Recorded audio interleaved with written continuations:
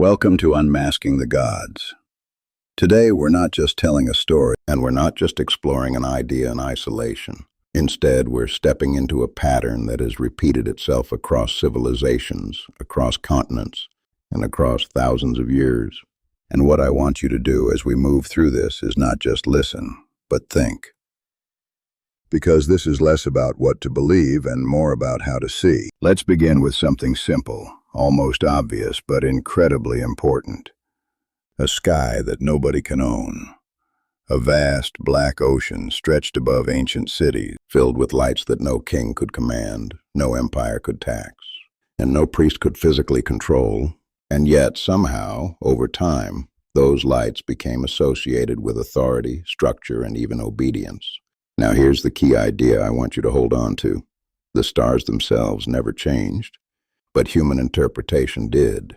And once interpretation enters the picture, power is never far behind. Because the moment someone claims to understand something that others do not, they step into a position of influence, whether intentional or not. So let's slow this down together, like we're in a classroom.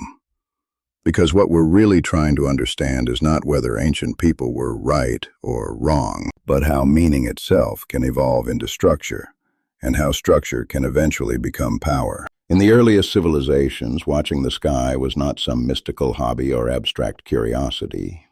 It was survival, plain and simple, because if you lived in a place like ancient Mesopotamia or along the Nile in Egypt, your entire existence depended on timing, on knowing when to plant crops, when to harvest them, when floods would come, and when drought might threaten everything you depended on.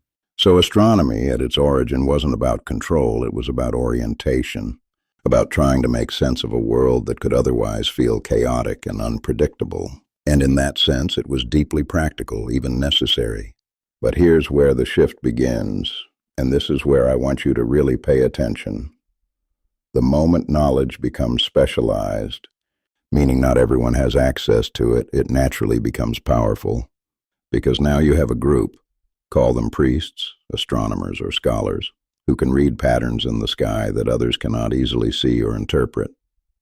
And once that gap exists, something subtle but important happens, because those who understand the patterns don't just describe reality anymore. They begin to define it, at least in the eyes of everyone else. Think about it like this. If you can predict an eclipse, something that looks terrifying and unexplainable to the average person, it doesn't just seem like you understand the sky. It can look like you have some form of connection to it, or even influence over it. And that perception alone can shift how people see you. And if you can announce the return of the sun after the longest night of the year, after the winter solstice, you're not just marking time anymore. You're giving meaning to that time. You're shaping how others experience it, and gradually, you're organizing life around those interpretations. Now extend that idea just a little further, because once you begin organizing time, you begin organizing people. And not necessarily through force or coercion, but through rhythm, through shared schedules, through agreed-upon cycles of work, rest, celebration, and obligation. Through shared schedules, through agreed-upon cycles of work, rest, celebration, and obligation. Because while it begins as a practical system for tracking seasons, it can eventually become a framework that structures entire societies.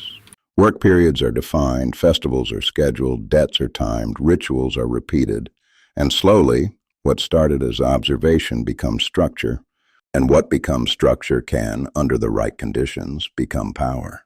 Now let's look at something physical. Something you can almost picture in your mind. The temples, those massive, carefully constructed spaces that we often think of as purely religious. But when you look closer, you begin to notice patterns, alignments with the sun during solstices, corridors that frame specific moments of light, architectural features that interact with the sky itself. These are not accidental, and they're not purely symbolic either. They are functional, meaning these structures were often designed as observatories as much as places of worship, and that tells us something very important. It tells us that the same institutions guiding spiritual life were also guiding timekeeping. And if you think about that for a moment, you begin to see the connection, because whoever coordinates time, even subtly, begins to coordinate behavior. And again, this doesn't always happen through force. In fact, It's often much more effective when it doesn't, because people begin to align themselves with the system naturally, following rhythms that feel larger than themselves. Now we introduce another layer, and this is where things become even more interesting.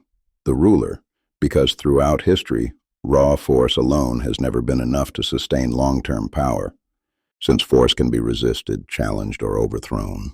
But when power appears to be aligned with the cosmos, when it feels like it is backed by something eternal and unchanging, it becomes far more stable because now it's not just political, it's existential. So what do we see across civilizations? We see rulers who are no longer presented as just individuals, but as something more, something elevated, something connected to the heavens.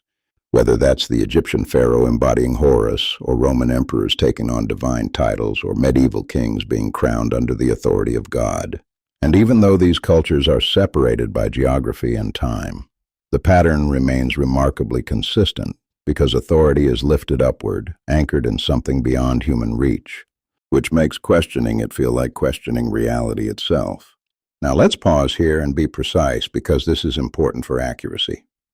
This does not mean religion was simply invented as a tool of control, because that would be an oversimplification that ignores the complexity of human experience. What it does mean is that systems of meaning, once created, can be used by systems of power, and sometimes those uses are intentional, and sometimes they emerge naturally over time as institutions form and stabilize. Now consider something like the zodiac, which divides the sky into 12 segments, creating a structured way of understanding time and movement. And while it's tempting to see this as purely symbolic, it actually reflects real observational patterns, cycles that people noticed and tried to organize. But once you divide the sky into categories, it becomes very easy to apply similar categories to human life, to assign roles, identities, and even expectations, not necessarily through force, but through belief. And this is where we enter the psychological dimension, which is in many ways the most powerful layer of all, because the most efficient form of control is not external, it's internal, meaning people begin to regulate themselves based on what they believe to be true or natural. When someone feels that their place in society is aligned with the cosmos, that their role is somehow written into the structure of reality itself, they are far less likely to question it, not because they are being forced, but because it feels meaningful.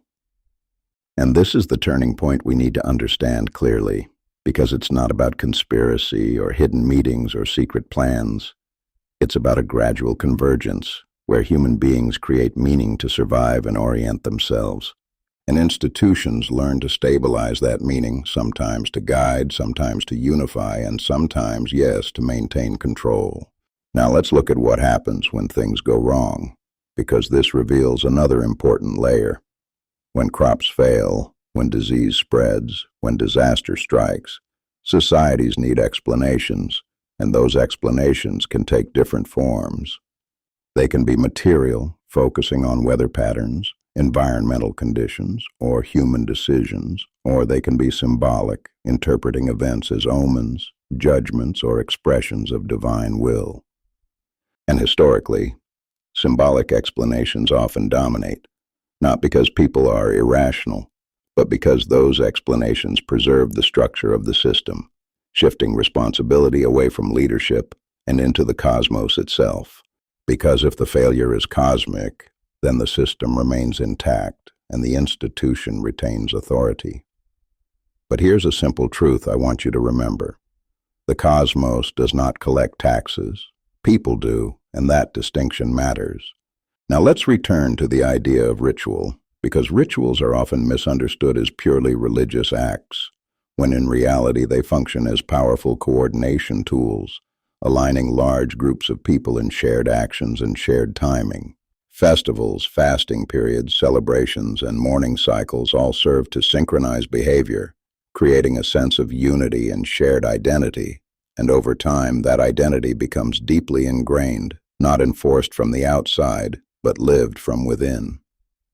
If we step back now and look across different civilizations, Egypt, Rome, medieval Europe, and even into modern societies, we begin to see that while the language and symbols change, the underlying structure often remains, with sacred authority blending into political authority, calendars shaping economies, and systems of meaning guiding behavior. So when we talk about astrotheology, we're not just talking about stars or myths or ancient beliefs. We're talking about the intersection of observation, interpretation, and authority, and how those elements interact over time. And if we reduce it to its simplest form, the mechanism looks something like this. Humans observe the sky to survive. Specialists interpret those observations. Those interpretations organize society, and over time, institutions stabilize and sometimes control that organization. That is the mechanism, and it doesn't require a grand conspiracy to function, because it works precisely because it aligns with human needs for structure, meaning, and predictability.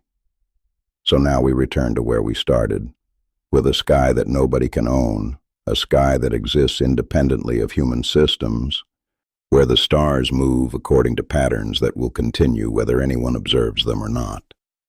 The cycles are real, the solstice will come, the seasons will turn, but the meaning layered onto those cycles, that is where the human story begins, and that is where interpretation becomes influence. And once you begin to see that, you start asking better questions, not just about what is true or false, but about who is interpreting, who benefits from that interpretation, and where the line exists between guidance and control. Because that line, subtle as it may be, is where belief becomes power. This has been Unmasking the Gods, revealing the truth behind power and myth.